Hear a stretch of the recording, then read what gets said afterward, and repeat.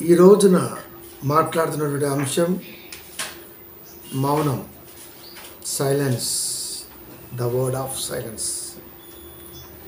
ప్రియమైన దేవుని పిల్లారా, మౌనం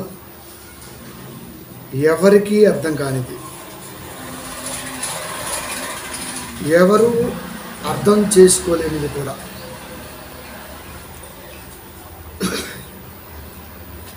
ఇది ఒక వెపన్, ఒక ఆయుధం లా ప్రపంచానికి కనబడుతూ వస్తుంది. దీన్ని ఛేదించటానికి, దీన్ని అర్థం చేసుకోవటానికి మానవాళి ఎన్నో తరాలుగా ఎదురు చూస్తూ ఉంది. కానీ ప్రశ్నార్థకంగానే మిగిలిపోయింది. దీని వెనకాతల ఏమున్నదో ఏ సంఘములో కాపరి చెప్పలా. మనం కూడా అప్పుడప్పుడు వాడుతూ ఉంటాం, ఎందుకు మౌనంగా ఉన్నామని. ఆన్సర్ లేదు. ఒకవేళ వాళ్ళు చెప్పినా అది కాదు అని మనం మాట్లాడతాం. కనుక ఎక్కడా చెప్పలేనివి చెప్పటమే దేవుని మనసుకున్నటువంటి ప్రత్యేకత. అందుకే ఈ రోజున ఆత్మీయ పిల్లల కొరకు మౌనం, ద వర్డ్ ఆఫ్ సైలెన్స్ అనే దాన్ని మాట్లాడుతున్నా. ఎందుకు అర్థం కాదు మౌనం అంటే, మౌనం వెనకాల ఏమున్నదో తెలుసుకోవటానికి ప్రయత్నం చేయకపోవటం ఒక మైనస్. దాన్ని ఎలా డీకోడ్ చేయొచ్చు అన్నది మనం ఆలోచిద్దాం. ఏ రోజు యేసుక్రీస్తు వారి గురించి చాలా విన్నారు. ఒక్కొక్క సందర్భంలో యేసుక్రీస్తు వారు ఎదురయ్యారు. అప్పుడు ఆయన దగ్గర నుంచి ఎన్నో తెలుసుకోవాలని అడుగుతూ ఉన్నాడు. కానీ యేసుక్రీస్తు వారు మౌనమే సమాధానంగా ఉండిపోయారు. ఎందుకు? ఏ రోజుకి చెప్పొచ్చుగా, హేతువు అడుగు ప్రతిదానికి సమాధానము సాత్వికముతో చెప్పు అన్న దేవుడు ఏ రోజు విషయానికి వచ్చేసరికి ఏ రోజు అడుగుతున్నటువంటి వాటిని, పోని పిలాతు అడుగుతున్న వాటిని చెప్పకుండా ఎందుకు మౌనంగా ఉన్నాడు?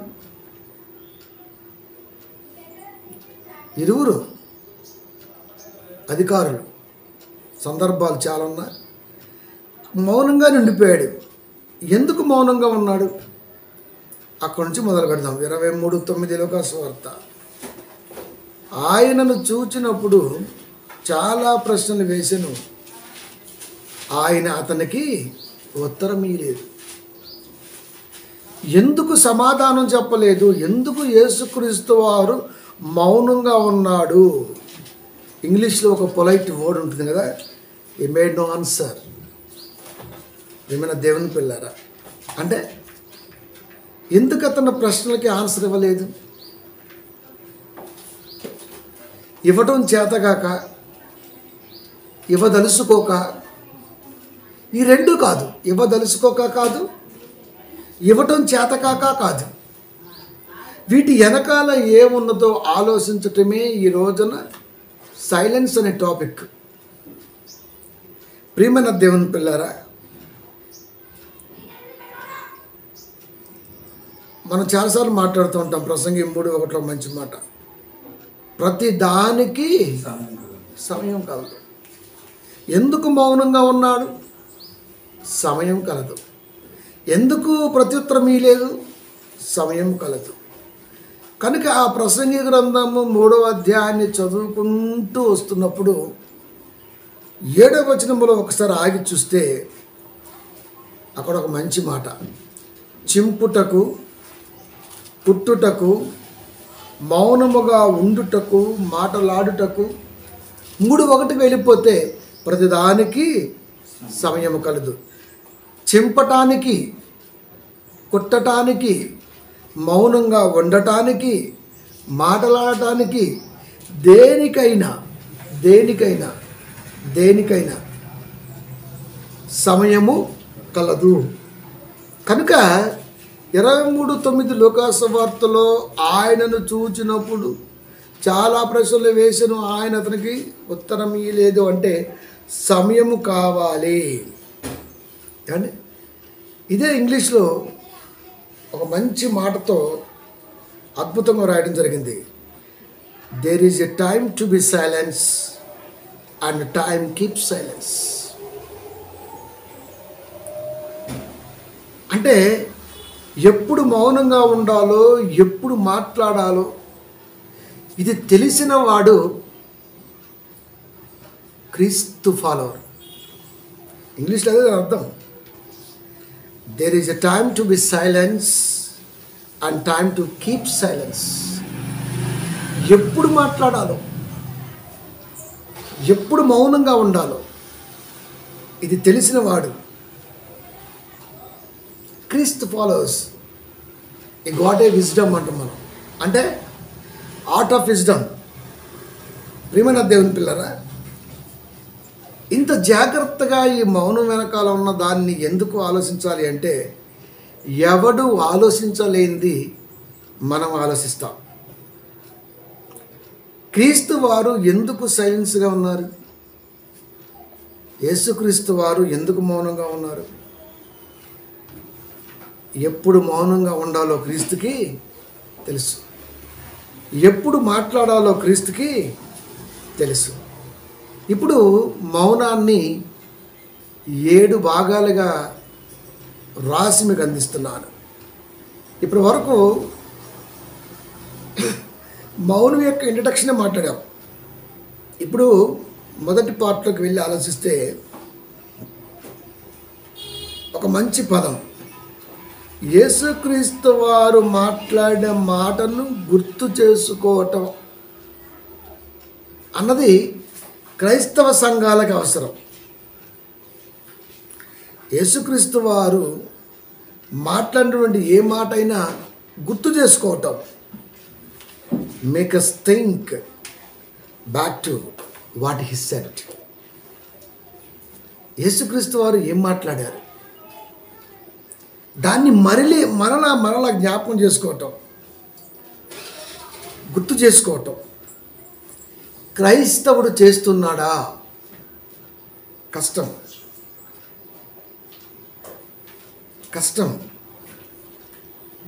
అదే మాట్లాడుతున్నాడు. Make us think to back to what he said. యేసుక్రీస్తు వారు మనతో ఉన్నప్పుడు ఏం మాట్లాడాడు అన్నది ఇప్పుడు మనతో లేనివాడిగా ఉన్నాడు కనుక అది జ్ఞాపకం చేసుకుంటామా అంటే జ్ఞాపకం చేసుకోం, ఛాన్సే లేదు. కనుక యేసుక్రీస్తు వారు మాట్లాడిన మాటను జ్ఞాపకం చేసుకునే వాడు కావాలి దేవుడికి. ఆయన మనతో ఉన్న కాలంలో ఏం మాట్లాడాడు, మనతో ఉన్న కాలంలో ఏం మాట్లాడు. ఇప్పుడు వాక్యమై ఉన్నాడు కనుక మనం దాని దగ్గరికి వెళ్ళాం. మనతో ఉన్న కాలంలో ఏం మాట్లాడాడు,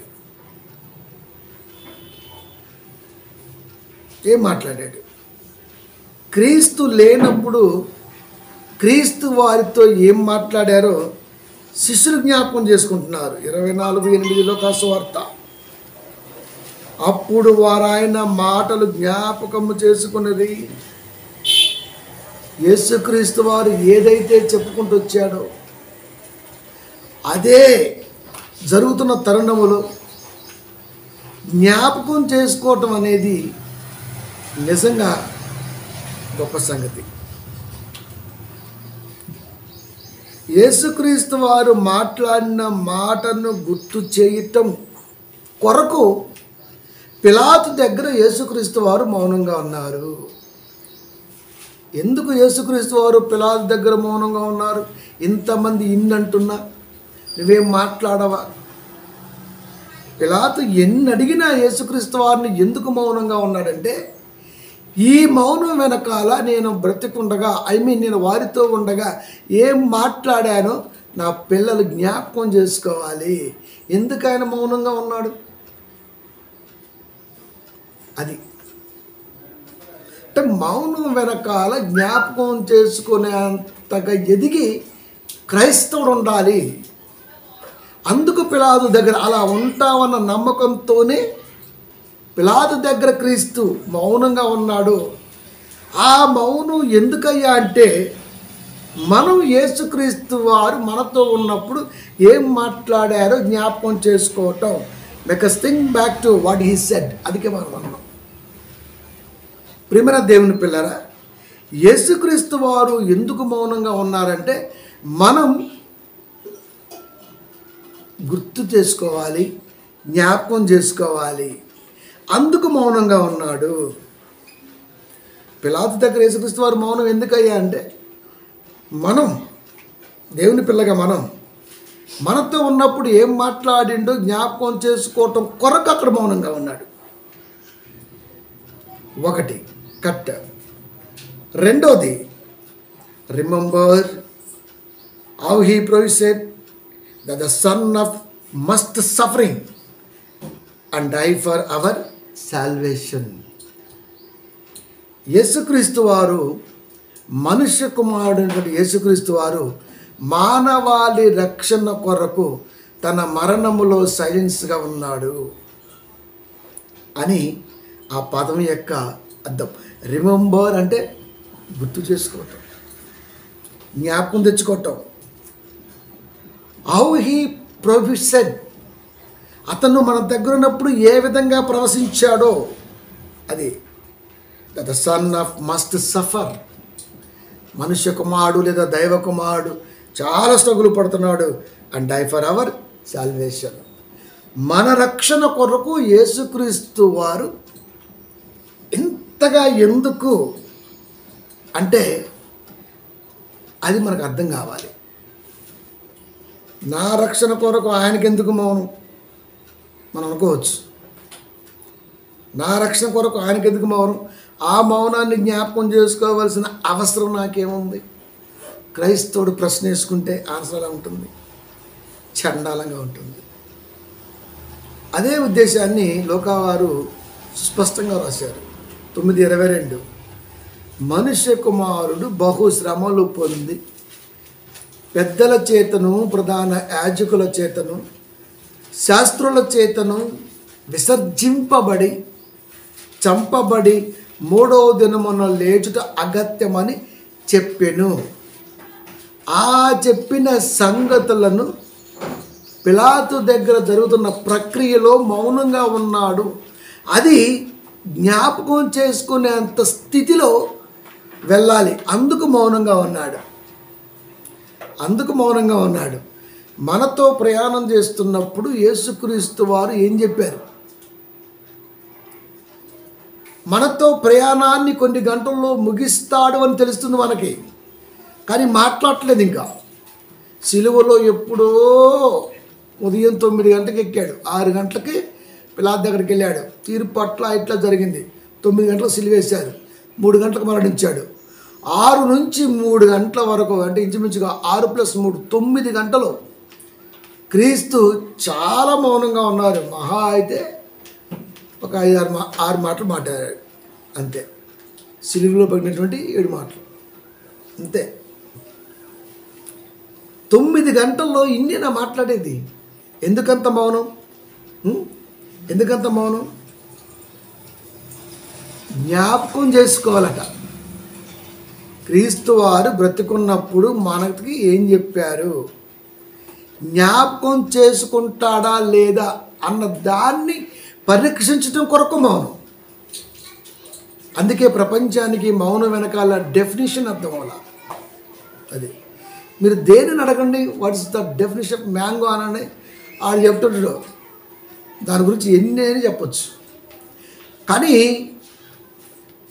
సైలెన్స్ బిహైండ్ అని ఎప్పుడైతే అడిగామో మౌనం వెనకాల ఉన్నటువంటిది ఏంటి అంటే ఆన్సర్ తెలియదు. అంటే మౌనాన్ని గ్రహించటానికో త్యజించటానికో మనిషి అన్నవాడు పూనుకోలేదు. అది పూనుకోలేదు, జ్ఞాపకం ఉండదు. ఇప్పుడు కూడా చూడండి, 2 రోజులు వార్త రేపు ఉండదు, గుర్తుండదు మనకి. అది పేదలకి ఎందుకు ఇంగ్లీష్ మీడియం అన్నాడు, అయినా ఓట్లేశాడు. అంటే అర్థం ఏంటి? మంచి మద్యం ఇస్తా అన్నాడు వాడు, మంచి మద్యం కొరకు ఓట్లేసాడు. ట్యాంపరింగ్ జరిగింది స్విట్జర్లాండ్, అది వేరే విషయం, 10,000 కోట్ల. కానీ సహజంగా అలా వస్తుంది ఆలోచన. అంటే మనిషి నిన్నేం జరిగిందో నేను మర్చిపోతాడు. కానీ క్రీస్తు నేను బ్రతికుండగా ఏం చెప్పానో నా మరణములో వీళ్ళు గ్రహిస్తారా లేదా అని కేవలం వారి ఆత్మీయ ఎదుగుదల కొరకు మాత్రమే పిలాతు దగ్గర మొదలు పెడితే శిలువ మరణం వరకు మౌనాన్నే ప్రదర్శించాడు యెరూషలేము వీధుల్లో. ఇది ఆనాడు వెంబడిస్తున్న వారికి అర్థం కాల, సంఘాల్లో బోధిస్తున్న కాపర్లకు అర్థం కాల, గ్రహింపులో ఉన్నటువంటి విశ్వాసులకి అర్థం కాల. అది అర్థం అవ్వాల. ఎందుకు మౌనంగా ఉన్నాడు?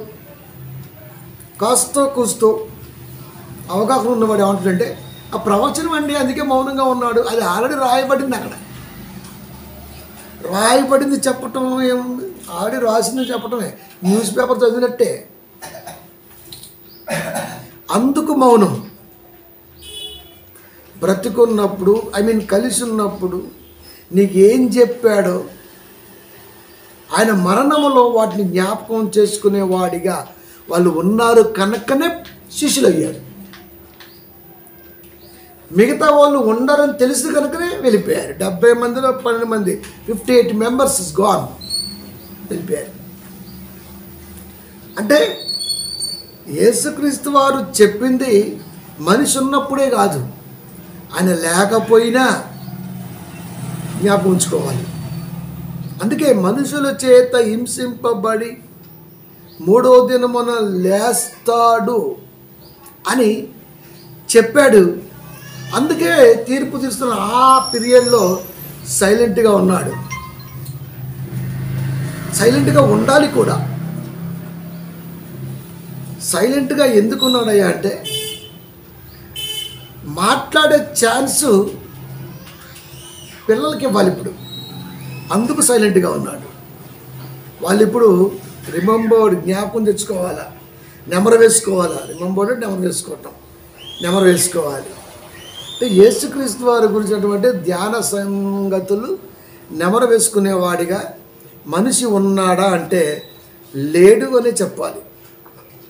అందుకని ఈ రోజున క్రైస్తవుడికి క్రీస్తు పట్ల వాక్య విజయం అందల.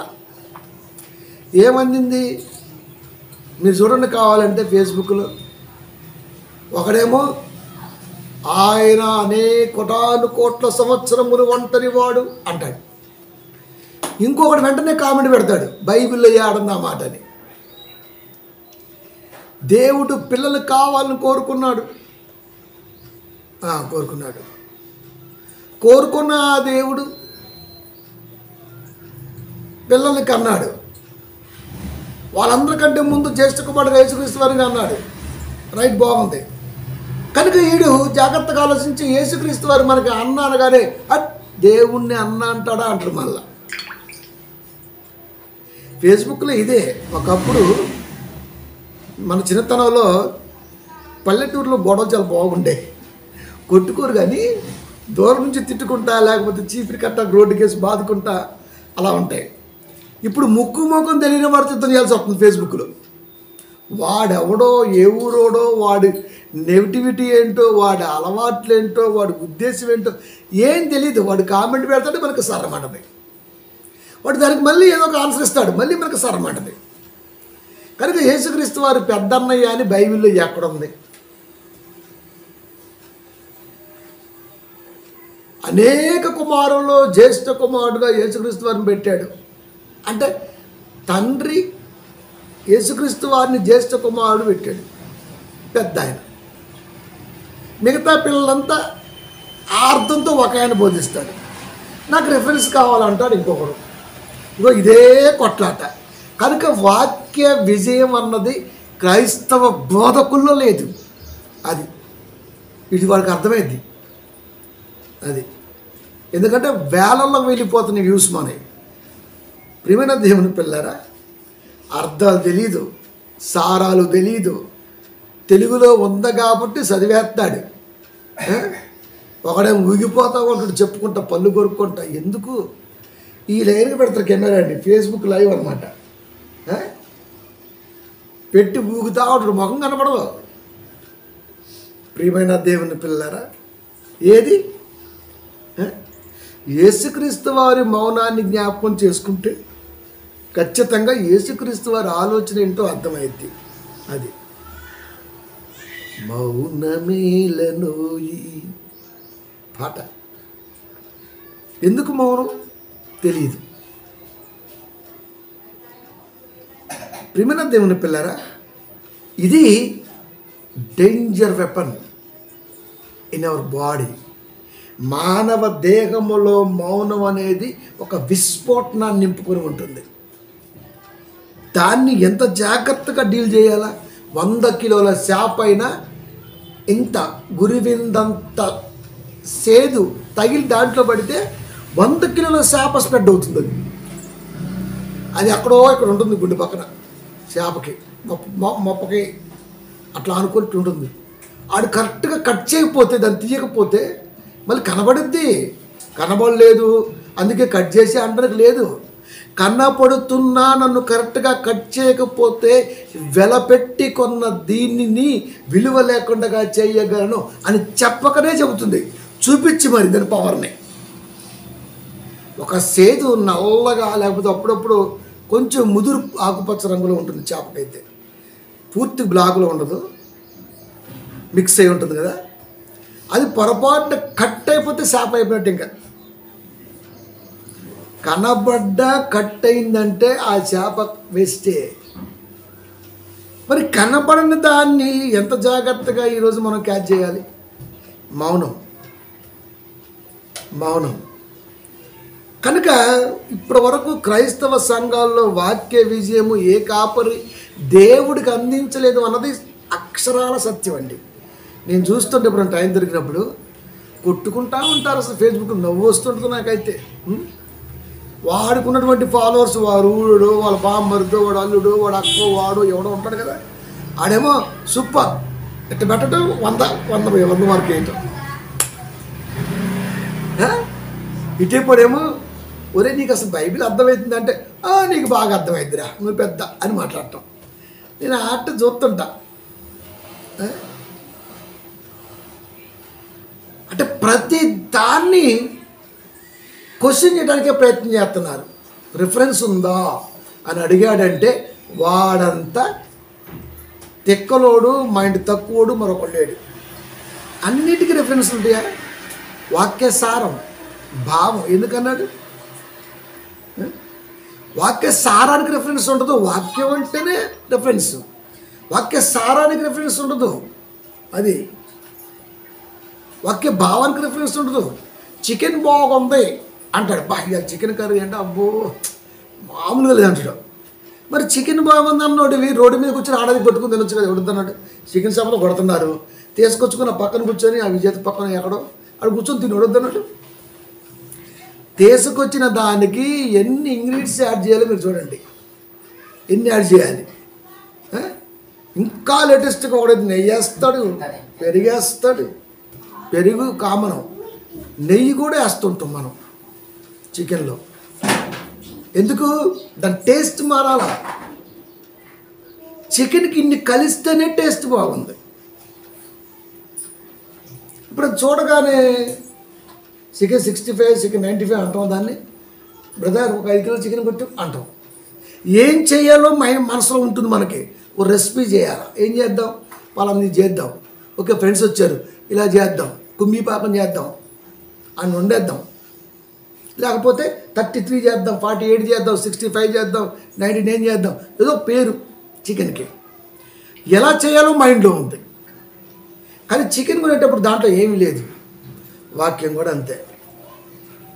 మళ్ళీ వాక్యం చికెన్ అనమాకండి, బేవర్స్ బ్యాచ్. జస్ట్ ఎగ్జాంపుల్ చెబుతున్నా. వాక్యం అంటే కనపడుతున్న వాక్యం చదివినప్పుడు దాంట్లో సారం, భావం తెలిస్తేనే రెసిపీ ఎంత టేస్టీగా ఉంటుంది వాక్యం.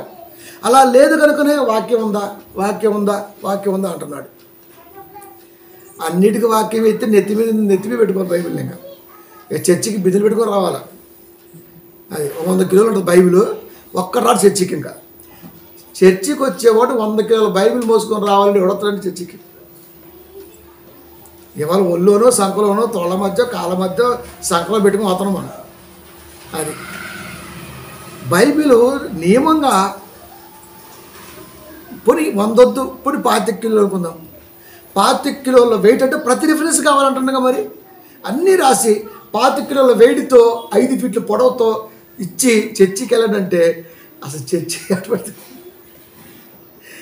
ఇలా రా మెండబ్బులు వచ్చిందంటారు.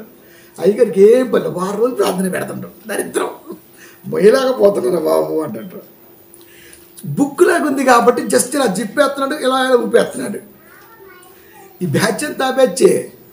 రెఫరెన్స్ ఉందా అని అడిగే బ్యాచ్ ఈ బ్యాచే. రెసిపీకి రెఫరెన్స్ ఎందుకు ఉంటుందిరా? మిమ్మల్ని తగలయ్యా ఫేస్బుక్ ఓపెన్ చేద్దాంటే భయపడతాం. ఒకసారి చేయనండి అసలు. ఒకరోజు ఫేస్బుక్ అంటుకోండి చికాకు వచ్చేస్తుంటుంది. ప్రియమైన దేవుని పిల్లారా, అంటే క్రైస్తవుడు ఏ రేంజ్లో మురుకుడు చూడండి. ఒరే నీకు దమ్ము ఉంటే సంఘంలో ఏ కాపురైనా టైం వెచ్చించి ఆలోచించి క్రీస్తు వారు బ్రతికుండగా మనతో ఉండగా ఏం చెప్పాడు ఒక్కసారి రిమెంబరింగ్ చేసుకుందామని అనుకుంటే కొన్ని కోట్ల తలంపులు పుట్టుకొస్తాయి. అది ఎక్కడుంది? అది ఎక్కడుంది అసలుకి? అది ఎక్కడుంది? లేదు కదా. ప్రియమైన దేవుని పిల్లరే, మనిషి కుమారుడు బహు శ్రమలు పొంది పెద్దల చేతను ప్రధాన యాజకుల చేతను శాస్త్రుల చేతను విసర్జింపబడి చంపబడి 3వ దినమున లేచుట అగత్యము. అది గ్రహించటం కొరకు సైలెంట్గా ఉన్నాడు. పిలాతు దగ్గర ఎందుకు సైలెంట్గా ఉన్నాడు? ఎందుకు?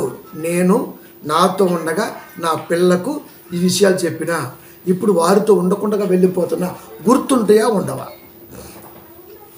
24 లోకాసువార్త 7.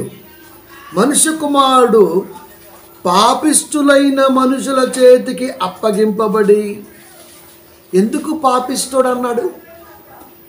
హింసించేవాడిని పాపిష్టుడే అంటారు. అది పాపాన్ని ఇష్టంగా కలిగిన వాడు. పాపం అంటే ఎదుటివాడిని హింసించటం. సునక ఆనందం ఉంటుంది చూసినా ఆ టైప్ క్యాండిడేట్లు. ఎదుటివాడు బాధపడుతుంటే మనం నవ్వుతుంటామే, అది పాపిష్టి మనసు. అది బరబ్బాని విడుదల చేయాలని క్రీస్తుని వేయాలన్న ఆలోచనే పాపిష్టి ఆలోచన. బరబ్బా ఎవడో బందిపోటు, క్రీస్తు ఎవడో బందిపోట కంటే బందిపోట. అంటే బరబ్బానే బెస్టా? ప్రజల మధ్య ఉన్న క్రీస్తు ఎక్కడ? ప్రజల్ని వారి మధ్య లేకుండా చేసి ప్రభుత్వానికి చిక్కి జైల్లో ఉన్న బరబ్బా ఎక్కడ? కంపేర్ చేస్తే ఎంత తేడా ఉంది. అయినా సరే మమ్మల్ని మాకు బరబ్బానే కావాలి అన్నారంటే ప్రజల మనస్తత్వం పాపిష్టి మనస్తత్వం. అది మాట్లాడుతున్నాడు. మనిషి కుమారుడు పాపిష్టులైన మనుషుల చేతికి అప్పగింపబడి. ఈ పాపిష్టులు ఎవరు? ప్రధాన యాజకులు, పెద్దలు, శాస్త్రులు, ఇంకా యూదుల్లో కొందరు. అది మేము సిలువ వేయబడి 3వ దినమందు లేపబడి ఉన్నదని ఆయన మీతో చెప్పుట మాట జ్ఞాపకం చేసుకుంటానికి సిద్ధపడి ఉన్నట్టుగా ఆ రెఫరెన్స్ మనకి కనబడుతుంది. ప్రియమైన దేవుని పిల్లరా, మనుషుల చేతికి అప్పగింపబడి సిలువ వేయబడి 3వ దినమందు లేవవలసి ఉన్నదని ఆయన మీతో చెప్పిన మాట జ్ఞాపకము చేసుకొనుడని వారితో చెప్పాను. రిమెంబర్. 3వ దినాన లేస్తా. అందుకే అక్కడ మౌనం. తిరిగి లేవటం కొరకు క్రీస్తు మౌనాన్ని ప్రదర్శించాల్సిన అవసరం ఏముంది? చెప్పొచ్చు కదా. అసలు గుర్తున్నాయా లేవా? పిల్లలు కూడా చూడండి, ఏదైనా అడుగుతారు, ఎప్పుడో మనం మర్చిపోతాం పనులు పడి.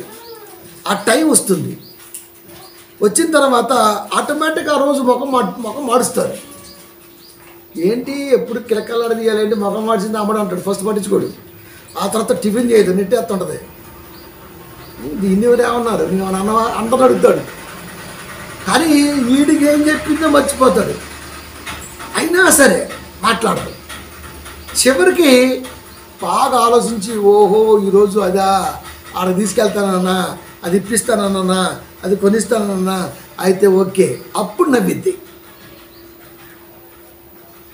యేసుక్రీస్తు వారు ఇంతకంటే తక్కువగా మనకు కనబడతాడా?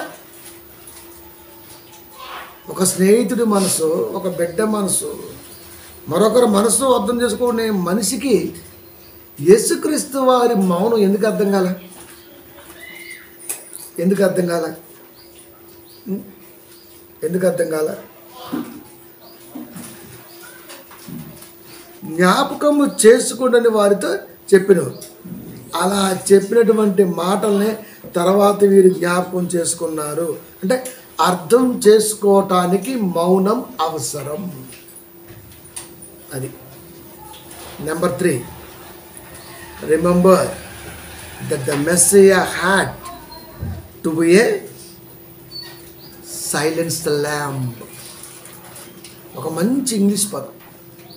అంటే యేసుక్రీస్తు వారు మెస్సయ్య అని ప్రవక్తల ద్వారా ప్రవచింపబడ్డాడు. Silence lamp.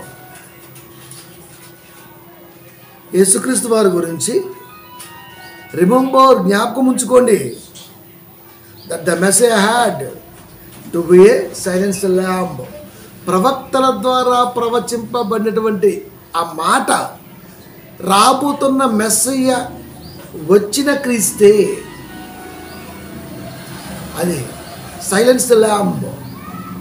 రాబోతున్న మెస్సయ్య వచ్చిన క్రీస్తే. అందుకే శిష్యుల్లో ఒక్కళ్ళే ఆ మాట అనగలరు, మేము మెస్సయ్యని కనుగొంటిమి.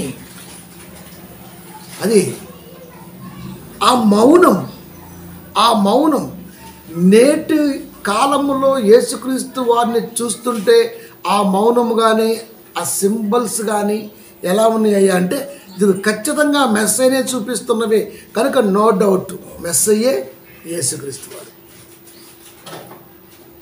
అందుకే శిష్యులు మేము మెస్సయ్యని కనుగొంటిమి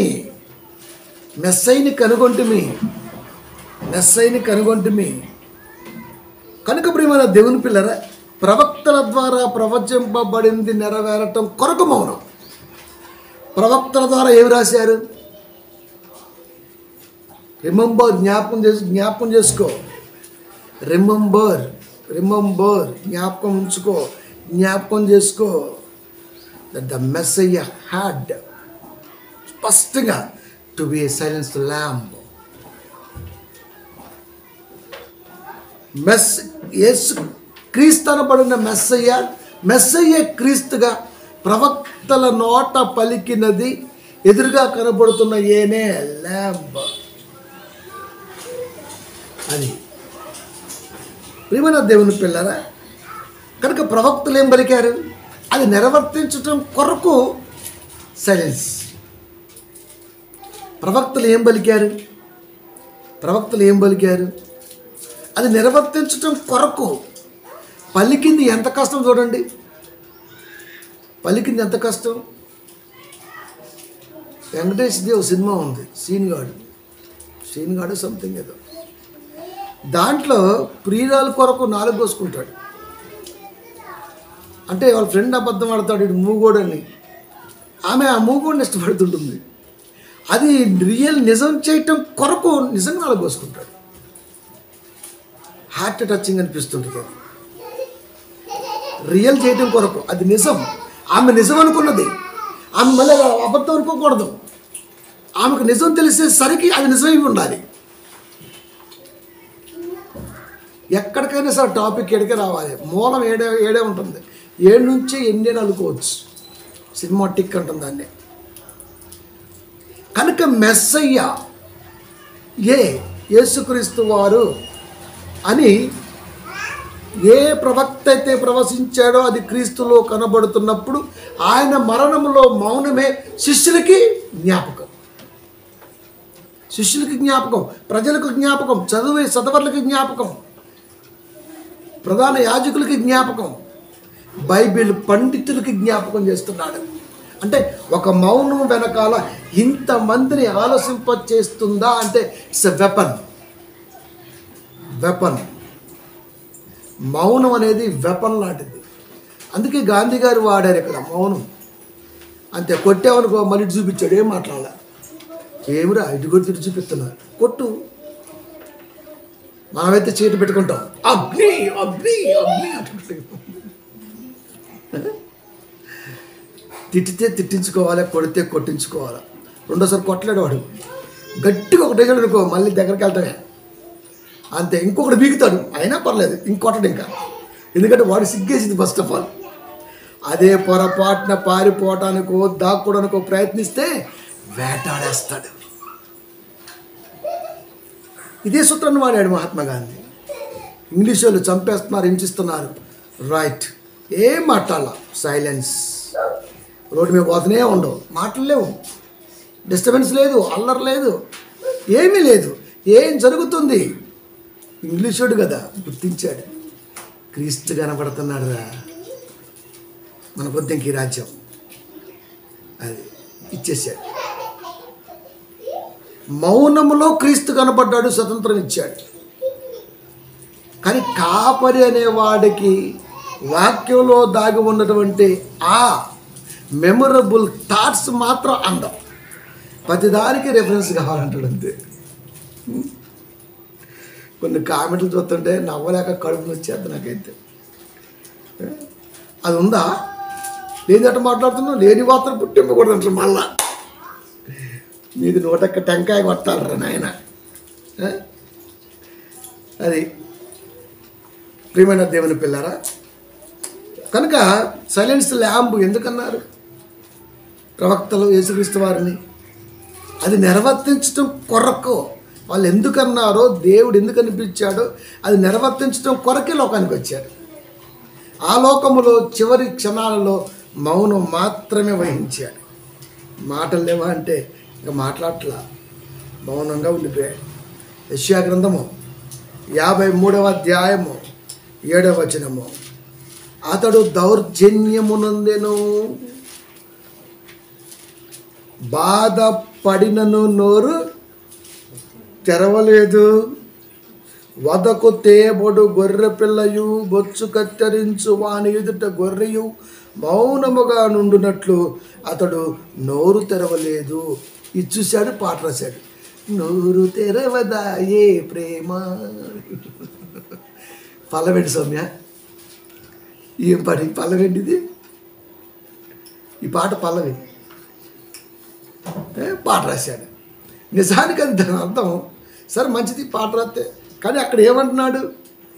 ఏ ప్రవక్తలైతే సైలెన్స్ ల్యాంప్గా యేసుక్రీస్తు వారిని ప్రపంచానికి చూపించాలనుకున్నారో, వడ్లవాని కుమారుడిగా వచ్చాడు కనుక నమ్మడానికి ఛాన్స్ లేదు కనుక క్రియల రూపంలో జరిగించటం కొరకు లాస్ట్ పీరియడ్లో మౌనాన్ని వహిస్తూ శిష్యుల్ని ఆలోచింపజేస్తున్నాడు. శిష్యుల్ని ఆలోచింపజేస్తేనే వాళ్ళు ప్రకటించగలరు. అది చాలాసార్లు చూడండి, కొట్టేటప్పుడు దీర్ఘంగా ఇలా చూసామనుకో, ఆ జాలి చూపులో ఎంత కోపమని ఆగిపోద్ది. ఉరిమే కళ్ళకి జాలి గల ఫేస్ కనపడాలి. తెలుసా, సింహం నా వీడియో చూసిన, సింహం పరిగెడుతుంది, కుందేలు ఇటు తిప్పుతుంది, సింహానికి కోపం వస్తుంది, సింహం కాలు ఇట్ట లేపుతుంది మట్టి, కుందేలు ఉరికి పాపం అలసి వచ్చిందేమో, దానికంటే ముందు వెళ్ళిపోయింది కదా, వెళ్ళిపోయి ఎదురుగా ఎట్లుండి 2 చేతులు ఎట్టెత్తి ఇట్లా తలకా వంచింది. సింహం అక్కడి నుంచి 4 కాళ్ళు తాకితే జర్రముంటొచ్చి దగ్గర ఆగింది. అంతే కదా, లేపట తలకాయ ఇంకా ఏం తినేసేయని. చూసింది, అడు తిరిగింది, ఇటు తిప్పింది, నాలుగుతో నాకింది, చివరికి ఆ చెవులు కాడ కళ్ళకాడ ఎట్లా నాలుగుతా అని సింహం వెనక్కి వెళ్ళిపోయింది. అప్పుడు కుందేలు నవ్వుతుంది దానికల్ చూసి, అమ్మ ట్రై చేసింది. ఇక మరణం తథ్యం అని తెలిసిన తర్వాత తిరిగి అవడానికి సిద్ధమైపోయింది. కానీ ఏ క్రూర జంతువు అయితే చంపాలనుకుందో అది చంపల. సింహం క్రూర జంతువా, నరులు క్రూరులా మీరు చెప్పండి? యేసుక్రీస్తు వారు పారిపోలా, పోనీ కుందేలైనా పారిపోయిందేం. కానీ యేసుక్రీస్తు వారు వాళ్ళతో ప్రార్థనతో ఉంటేనే, ఒలీవ కొండ దగ్గర ఉంటేనే పట్టుకొచ్చేసారు. ప్రార్థన టైంలో పట్టుకొచ్చారు. అక్కడికి అడిగాడు, ఏంటి నేనేమన్నా గజ దొంగనే, గుదియ బండలతో వచ్చారు, నేను ప్రజల మధ్య ఉంటా కదా, లేస్తే ఇంత అవసరం ఏమొచ్చింది అడిగాడు. ప్రియమైన దేవుని పిల్లారా, అడిగాడు. అంటే సింహానికైనా మనసు ఉందేమో కానీ శాస్త్రులు, పరిసయ్యులు, లేకపోతే ప్రధాన యాజకులు, పెద్దలు, వీళ్ళకి మనసే లేదు. మౌనంగా ఉన్నాడు అంటే చేతగాని వాడు అనుకున్నది లోకం. Silence is very danger. అంత భయంకరంగా ఉంటుంది. అది ఏం చేయదు, సైలెన్స్గానే ఉంటుంది. అది దేశానికి స్వతంత్రాన్ని ఇవ్వగలిగింది. ఒక్కసారి మనం ఆలోచించాలి. కనుక మెస్సయ్య మాటలు చివరి క్షణాల్లో అందించకుండా సైలెంట్గా ఉన్నాడంటే దాన్ని వెనకాతల వాళ్ళు గుర్తు చేసుకుంటున్నారు. ప్రణాళిక, వాట్ నెక్స్ట్. కనుక ఎప్పుడైతే సైలెంట్గా ఉన్నాడో ప్రవచించిన ప్రవచనానికి యాప్ట్ అవుతుంది. ధర్మశాస్త్రాన్ని వింటున్న వారికి, చదువుతున్న వారికి, పక్కనున్న పిల్లలకు, మిగతా వాళ్ళకి కూడా యేసుక్రీస్తు వారి మెస్సయ్య అని తెలిసే ఛాన్స్ ఉంది. కనుక ఈ మౌనం అంత అర్థాన్ని ఇస్తుంది. అంటే మౌనం అనేది అర్థం చేసుకుంటావు అని నమ్మే ఒక అస్త్రం. Number 4, suffering was necessary for Jesus. Suffering అంటే మనం చాలాసార్లు మాట్లాడుతుంటాం, ఏంటో సఫర్ అవుతున్నావు, గాబరా పడుతున్నావు, తడబడుతున్నావు. వాజ్ నెససరీ ఫర్ జీసస్ అని మాట్లాడుతున్నాడు. అంటే మౌనం అనేది కొన్నిసార్లు మాటల కన్నా ఎక్కువగా పనిచేస్తుంది. కొంతమంది మాటలు పనిచేస్తాయి కొద్ది కాలం, కానీ లాస్ట్లో గెలిచేది మాత్రం మౌనమే. మాటల కన్నా మౌనమే ఎక్కువగా ఫీడ్బ్యాక్ ఇస్తుంది.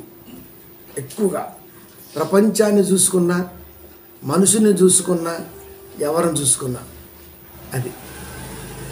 అంటే మౌనం అనేది ఎంత పవర్ఫుల్గా ఉంటుందో చూడండి.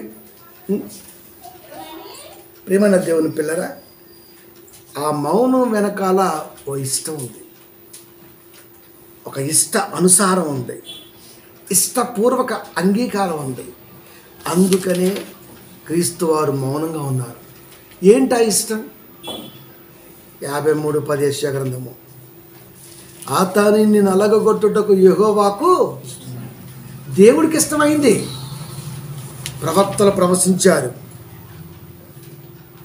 7వ వచనంలో దౌర్జన్యము, బాధ, వధ, మౌనం.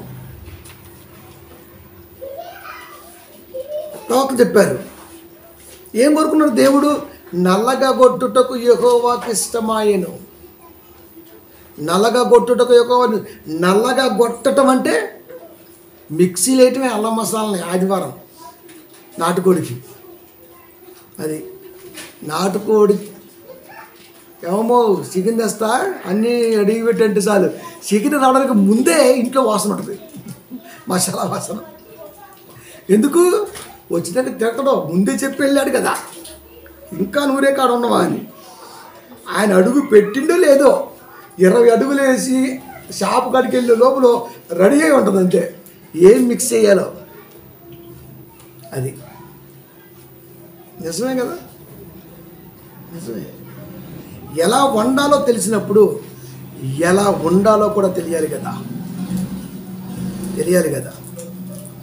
కనుక దేవుడికి ఇష్టం యేసుక్రీస్తు వారిని నలగొట్టం. నీకు ఇష్టం నన్ను నలగొట్టం. యేసుక్రీస్తు అంటున్నారు, అయినా భరిస్తాను, నో ప్రాబ్లం. ఏమంటే అదే కదా మౌనం. యేసుక్రీస్తు వారి ఉద్దేశం అదే. నన్ను నలగొట్టడం నీకు ఇష్టం, నలిగిపోవటం నాకు ఇష్టం, అందుకే మౌనం. అది ఈ మౌనం పాట చిన్నప్పుడు ఆమె మాట్లాడదు, హీరోయిన్ తోటలో పడి పోతా ఉంటాడు, ఆమె మాట్లాడదు, పాట అయిపోయేసరికి మాట్లాడిద్ది, అంతేనా? ప్రియమైన దేవుని పిల్లరా, నలగ కొట్టడం దేవుడికి ఇష్టం, నీకు ఇష్టం. అలా అయినప్పుడు దాన్ని తోసిపుచ్చటానికి నేను ఎవరిని? అది నాకు ఇష్టమే. నువ్వు ఎంత నలగొట్టినా నలిగిపోతూనే ఉంటావు తప్ప ఎందుకు అని మాత్రం అడగను. అదే మౌనం, ఇట్స్ సైలెన్స్. ఎందుకు యేసుక్రీస్తు వారు సైలెన్స్గా ఉన్నారు? తండ్రి ఇష్టం. క్రీస్తుని బాధ పెట్టడం అయితే క్రీస్తుకి ఇష్టం, తండ్రి బాధపడకుండా చూడటం. వాటి ఎఫెక్షన్ కదండి. ఇట్స్ వండర్ఫుల్ బాండింగ్ అండి ఇద్దరి మధ్య. అందుకే ఇద్దరికి అద్భుతమైన సారూప్యం ఉంది. సారూప్యం ఉంది కనుకనే చాలామంది కాపుర్లు యెహోవా దేవుడే యేసుక్రీస్తు అనుకున్నారు. సారూప్యత ఉంది. ఇద్దరి తలంపులు, ఇద్దరి ఆలోచనలు, ఇద్దరి మాట తీరు, ఇద్దరి ఉద్దేశాలు ఒకటిగా కనబట్టానా వీడు తప్పులో కాలేశాడు. అందుకే ముగ్గురు అన్నాడు, అంతే. ముగ్గురు ఒక్కటే, త్రియేక. సృష్టికర్త ఎవరు? సర్వాధికారి ఎవరు? బొంకూరు జాన్ అన్నాడు. వాడికి అసలు బైబిల్ రాదులే, మస్తు సార్లు చెప్పినా కానీ. సర్వాధికారి ఎవరు? సర్వాధికారి దేవుడు. దేవుడే క్రీస్తుకి సర్వాధికారాన్ని కట్టబెట్టాడు. అప్పుడు క్రీస్తు కూడా సర్వాధికారి అవుతాడు. ముందు సర్వాధికారి. ఒరే, సర్వాధికారికి ముందు వెనక ఉండదు. సర్వాధికారి. అది సర్వాధికారి అనే వర్డ్ క్రీస్తుకి అప్లై అవుతుంది, సర్వాధికారి అనే వర్డ్ దేవుడికి అప్లై అవుతుంది. దేవుడే క్రీస్తుకు సర్వాధికారి అనే బిరుదిచ్చినప్పుడు నువ్వెవడో రా, వీడెవడు? ఇలా ఎంతో సారూప్యత కనపడుతుంది మనకి, యేసుక్రీస్తు వారికి దేవాది దేవునికి. కనుక కథం ఆయనే ఈయన, ఇదిగో కావాలంటే చూసుకో అని లింక్ చేస్తుంటాడు. నాకు తెలిసి క్రైస్తవ్యానికి చివరి రోజుల్లో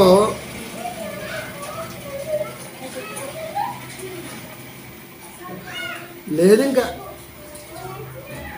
కనుక దేవుడికి ఇష్టం నలగొట్టడం, క్రీస్తుకి ఇష్టం నలిగిపోవటం. అది అలాగని దేవుడికి ఇష్టమా అండి? అలాగని దేవుడికి ఇష్టమా? మనిషిగా నిలబడాలంటే మనిషిగా ఉండే చెప్పాలి. దేవుడు దలుచుకుంటే పోతున్న వాడిని అగ్ని అలా దించి, ఒక మేఘని అలా ఆకాశం నుంచి దించి ఆయన పాతేత్తడు గడపారు నెత్తిలోంచి కిందకి. అంత కెపాసిటీ ఉంది దేవుడికి. కానీ అది హింస వద్దు. ధర్మశాస్త్రంలో అలాంటివే ఎన్నో చూపించాను. తాపకరమైన పాము అంటే మీద పడి కస్స గురుకుతుంటుంది. అది తాపం దానికి. అలాంటి పాములతో 26,000 మందిని మట్టి కనిపించాడంటే భూమి ఎలా ఉందంటే ఇంతకంటే ఏం కావాలి? అవిధేయతని దేవుడు నిజంగా శిక్షించగలిగితే, మనిషి బయటికి వెళ్తే చెట్టు కొమ్మో, కరెంటు తీగో, మరొకటో, వెనకాల వెహికలో, మరొకటో ఇంటికి తిరిగేరాడు మనిషి అన్నవాడు. ఇంట్లో ఉన్నా సరే దూరం పడింది. కానీ దేవుడి దేశం అది కాదు కదా. అంత కోపపడే దేవుణ్ణి క్రీస్తు వారు అడ్డం వచ్చారు. అంటే అంత ఉగ్రత క్రీస్తు భరిస్తున్నాడు. ఆయనకెందుకు? చాలామంది అదే అంటారు, మూర్ఖులు, మతోన్మాదులు. ఒత్తెగిస్తే మా మీదకి వచ్చింది పాపం, ఆయన ఎందుకే మేము అడిగామంటున్నాడు. నువ్వు అడిగామని మిమ్మగందా? నువ్వు అడిగావని మిమ్మ పెట్టిందా? నువ్వు అడిగావని మళ్ళీ నీకు పెళ్లి చేసిందా? ధర్మం, దైవ ధర్మం అది మనం కూడా అదే మాట్లాడుతుంటారు చాలామంది.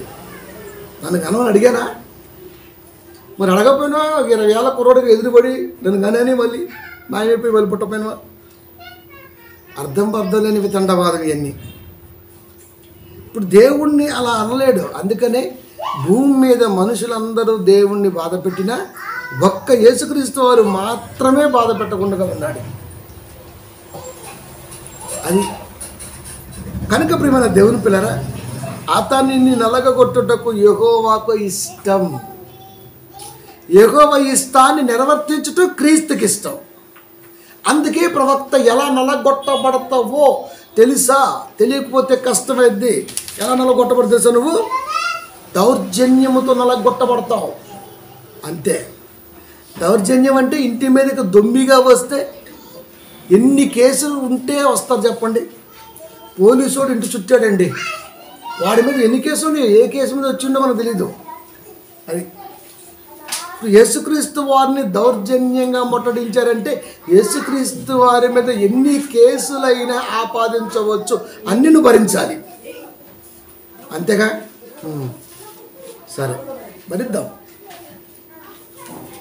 బాధపడినను నోరు తెరవలేదు, వదకు తేబోడు గొర్రె పిల్ల. ఆదివారం వస్తే చాలా సంతోషపడతాయి మేకలు. అబ్బా ఎప్పుడు ఎక్కడ నేను హీరో హోండా బండి ఎక్కా, ఆటో ఎక్కా, వ్యాన్ ఎక్కా అనుకుంటున్నాయి అంటాయి. ఎప్పుడు 3 తెల్లసౌండ్ ఏంటి ఇరే 20 మందిని ఎప్పుడు దూరం పెట్టేవాడు, ఏంట్రా యాళ్ళకి ఎక్కిచ్చేస్తున్నాడు. అదేరా సిమ్లా టూర్. ఈ సమయంలో కాశ్మీర్ బాగుంటుంది, తీసుకెళ్తారు పచ్చగా. ఆ లారీలోనూ ఆ వ్యాన్లోనూ పోతుంటే ఆ మేకలు ఇట్టా అంటుంది చూడండి. అంటే ఎప్పుడు చూడండి దాని జీవితంలో దానికి దొరకంది ఆ స్పీడ్ లుక్.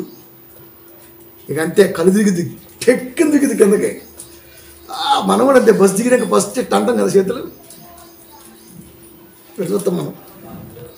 మేక కూడా అంతే దిగి ఇలా చూసింది.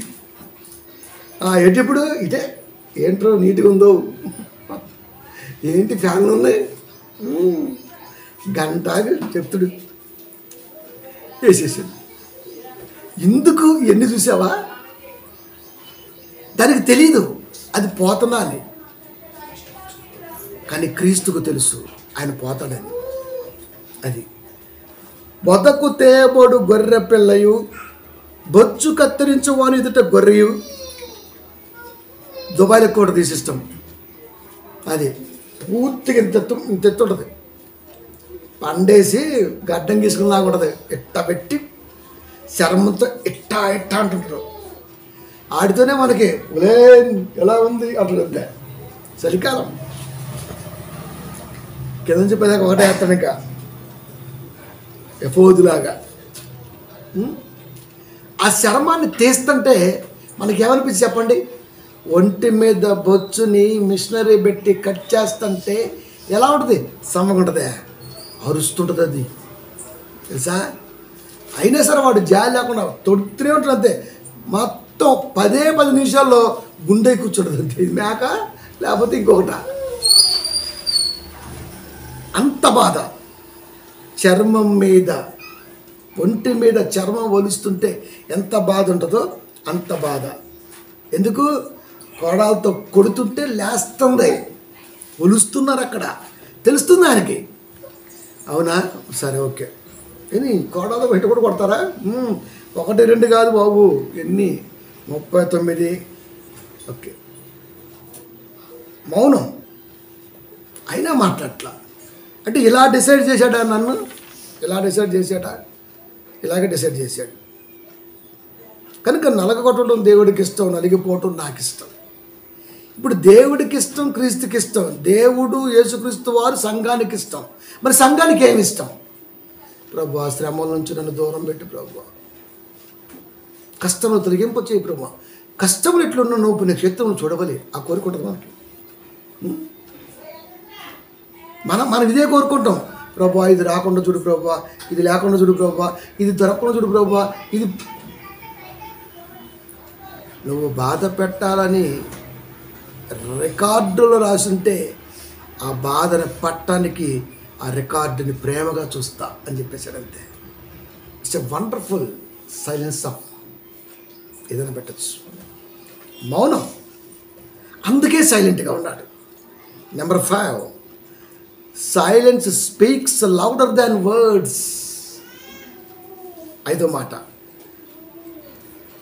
మాటల కన్నా శ్రేష్టమైనది మౌనం.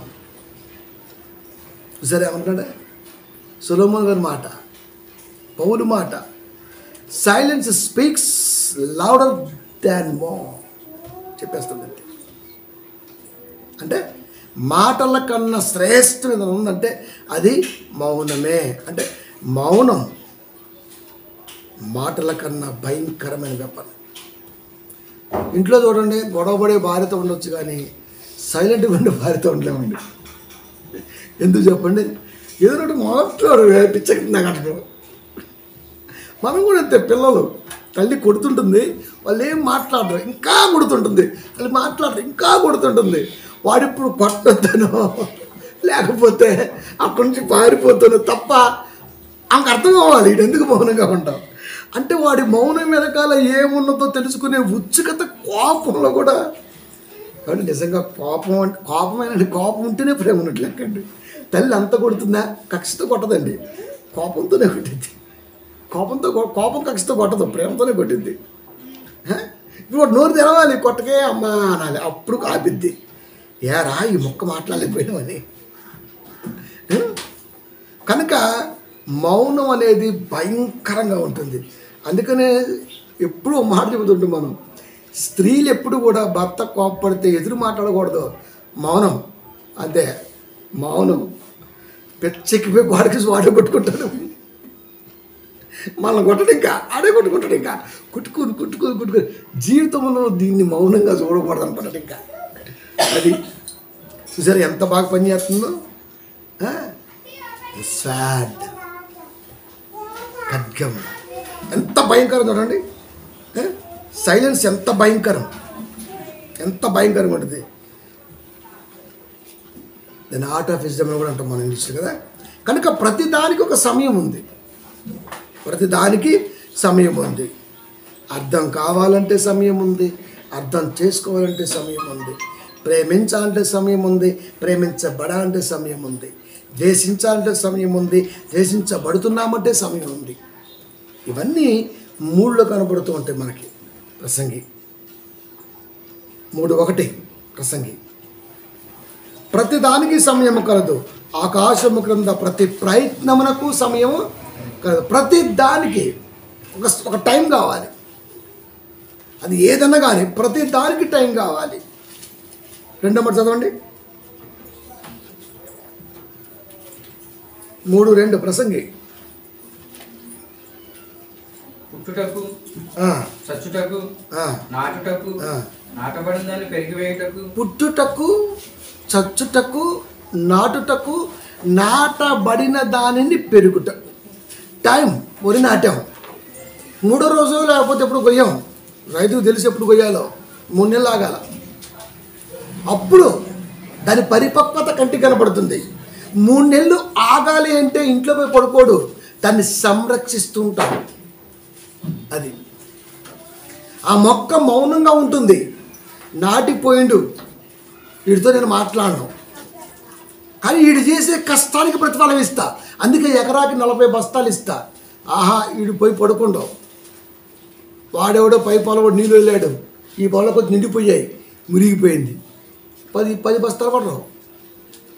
Take care. నాటిన దాన్ని కేర్గా చూస్తే ప్రతిఫలం. నాటుటకు అని అన్నాడు అక్కడ. చచ్చుటకు, పుట్టుటకు, చచ్చుటకు, నాటుటకు, నాటిన దాన్ని పెరిగివేయుటకు. ఎప్పుడు కొయ్యాలి మళ్ళీ? టైం. ఈ మధ్యలో కేర్. పుట్టడానికి కేర్. ఎంతకాలం? దైవ కృప ఉంటే సంవత్సరం, లేకపోతే 7 ఏళ్ళు. ఏనుగులాగా, ఏనుగు కాను పంట. మనం చాలామంది పెద్దోళ్ళు 7 ఏళ్ళకి ఒక పిల్ల వేసింది ఏనుగు, అట్టాగి ఇల్లు కూడా. కనుక దేనికైనా టైం ఫిక్స్ చేశాడు. అలా చదువుకుంటూ వస్తే 4వ వచనము, ఏడ్చుటకు, నవ్వుటకు, దుఃఖించుటకు, నాట్యం మాడుటకు. ఏడుస్తున్నాడు అంటే ఏడిపిస్తుంది ఎవరు? నవ్వుతున్నామంటే నవ్వుపిస్తుంది ఎవరు? దుఃఖిస్తున్నామంటే దుఃఖం పెడుతుంది ఎవరు? నాట్యంగా ఆహ్లాదకరంగా ఉన్నామంటే దానికి కారణం ఎవరు? ఎవరు అంటే ఆన్సర్ నిన్ను అర్థం చేసుకోలేనివారు. నిన్ను అర్థం చేసుకున్నవారు. నిన్ను అర్థం చేసుకున్న వారి వలన నాట్యం ఉంటుంది, నవ్వు ఉంటుంది. అర్థం చేసుకోలేని వారి వలన ఏడుపు ఉంటుంది, దుఃఖం ఉంటుంది. అంతే అంతే. యేసుక్రీస్తు వారిని మనుషులు అర్థం చేసుకున్నారా, అపార్థం చేసుకున్నారా అంటే సంఘాలు చెప్పే మాట అర్థం చేసుకున్నామనే, కానీ అదే సంఘాల్లో కనపడుతున్న తీరు ఏడిపిస్తున్నారు. యేసుక్రీస్తు వారు ఎందుకు ఏడుస్తారండి?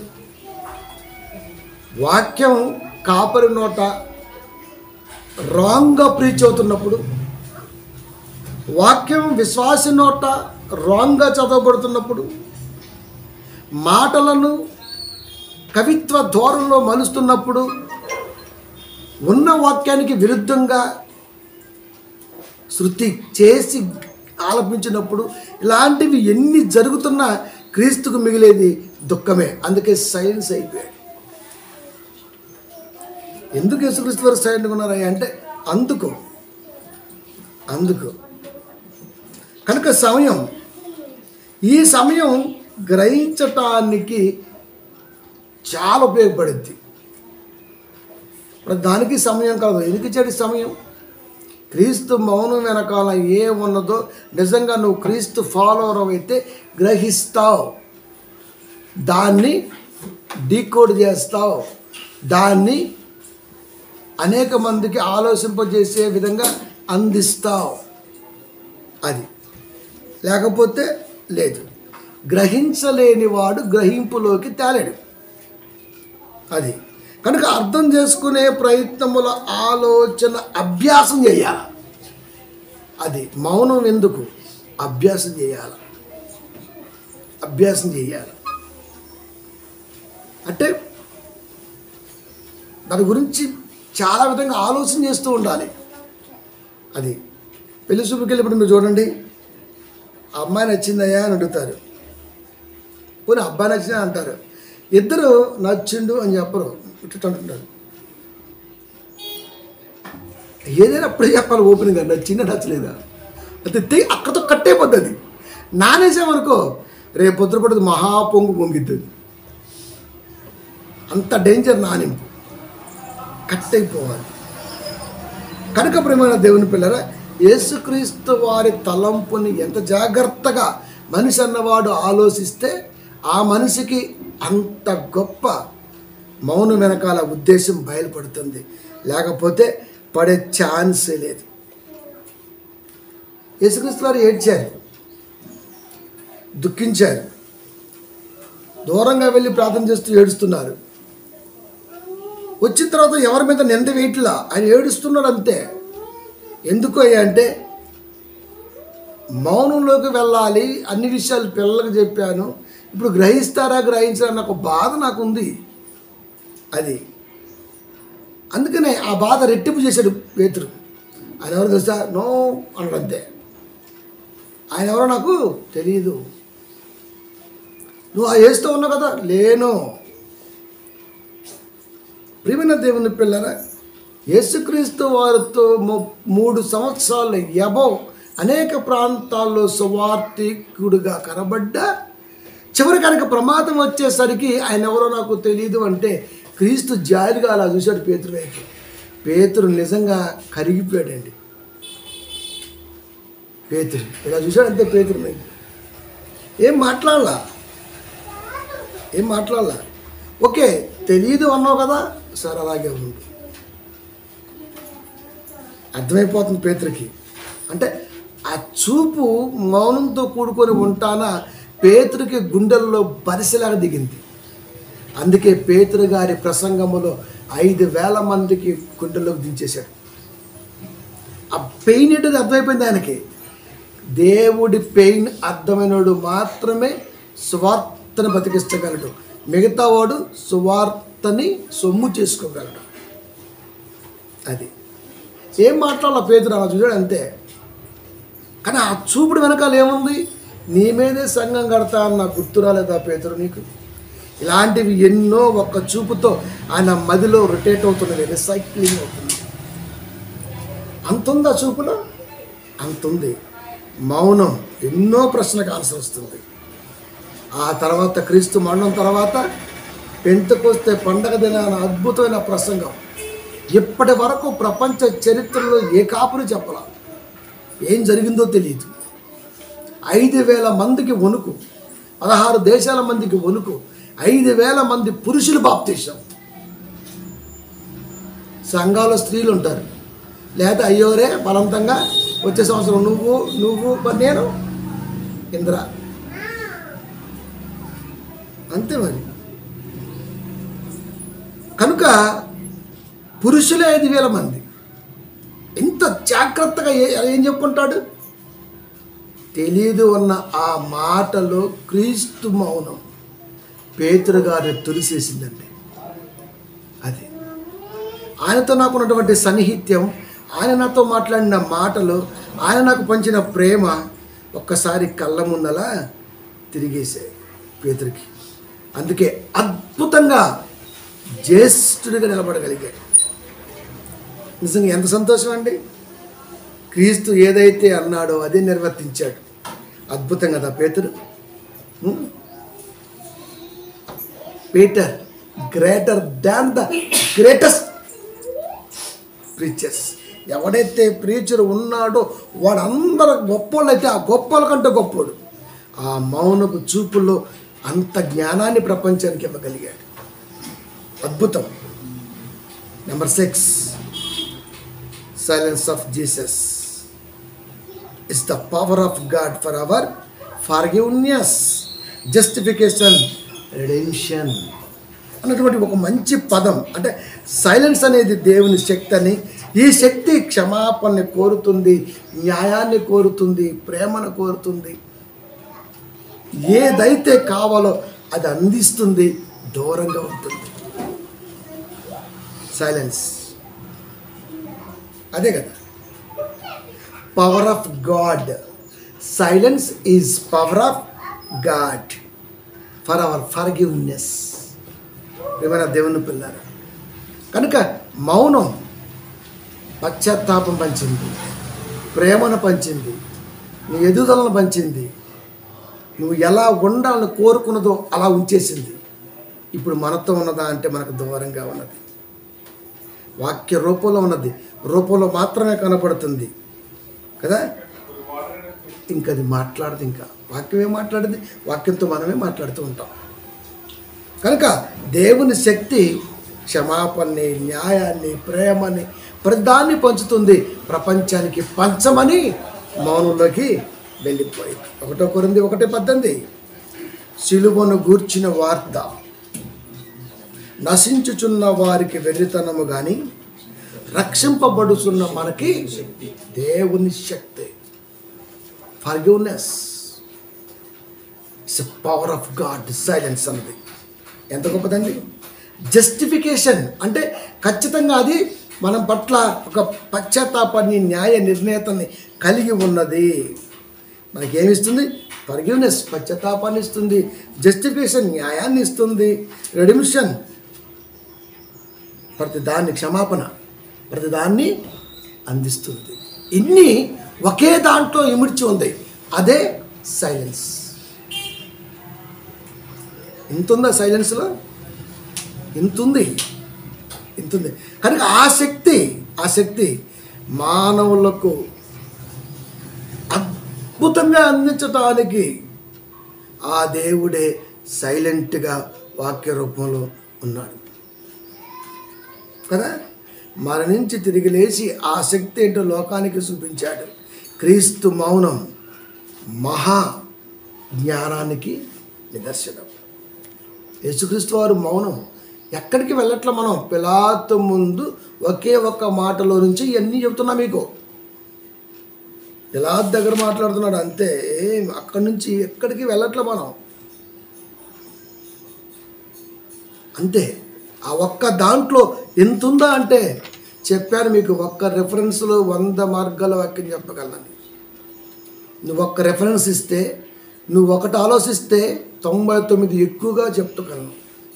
ఎందుకంటే దేవుడికి దేవుని మనసుకి మధ్య ఉన్నటువంటి ఎఫెక్షన్ బాండ్ అంత గొప్పది, అంత గొప్పది, అంత గొప్పది. కనుక ప్రియమైన దేవుని పిల్లలు, ఇప్పుడు ఎక్కడికి వెళ్ళాం మనం? పిలాతు ముందు ఎందుకు మౌనంగా ఉన్నాడన్న దాన్ని మాత్రమే ఆలోచిస్తున్నాం మనం. ఎక్కడికి వెళ్ళట్లా. బైబిల్ మొత్తం తిరిగేసుకొని రావట్లే. మనం ఏది చెప్పినా అక్కడికే వస్తున్నాం మనం. కనుక మరణించి తిరిగి లేచినటువంటి ఆ శక్తి ఎలాంటిదో చాలామంది చూశారు. చాలామందికి చూపించవలసిన బాధ్యత మన మీద ఉంది. నమ్ముతారా? సిలువను గూర్చిన వార్త నశించుచున్న వారికి వెర్రితనము. యేసు నమ్మితేనే రక్షణ అంట. ఎంతగా మాట్లాడతారు, కోపం వస్తుండదు మనకి. రక్షింపబడుచున్న మనకు దేవుని శక్తి, దేవుని శక్తిని పొందుకొని ఉన్న వాడికి మాత్రమే అయ్యో వీడికి వాక్యం లేదేమన్న బాధ కలిగింది. అది అంత జాగ్రత్తగా వాక్యాన్ని అందిస్తుంటే వాడు మీ యేసు నమ్మితేనే బాప్తిస్మా, మీ యేసు నమ్మితేనే పరలోకమా, మీ యేసు నమ్మితేనే స్వర్గమా. ఎందుకు? వాడు నశిస్తున్నాడు. నశిస్తున్నవాడు మాట్లాడే మాటలు వెర్రి మాటలు. రక్షణలో దేవుని ప్రేమను అంటిపెట్టుకుని ఉన్న వాడికి దేవుని శక్తితో కూడిన మాటలు వాడికి వెర్రితనంగా ఉంటవి. అయినా పర్వాలేదు, చెప్పే తీరాల్సింది అంతే. అయినా పర్వాలేదు, చెప్పాల్సిందే. వాడు వింటాడా వినడా, గ్రహిస్తాడా గ్రహించడా, తీసుకుంటాడా పారవేస్తాడా, అది వాడిష్టం. చెప్పామా లేదా ఒక్కటే మన ఇష్టం. లాస్ట్ సైలెన్స్ ఆఫ్ లవ్ అంటే మౌనం వెనక ఏముందో తెలుసా? యేసుక్రీస్తు వారు మౌనం వెనక ఏమున్నది ఇప్పుడు ఎగ్జాంపుల్గా చెప్పాను పీటర్ గారి గురించి. అది అపారమైన ప్రేమ ఉందంట.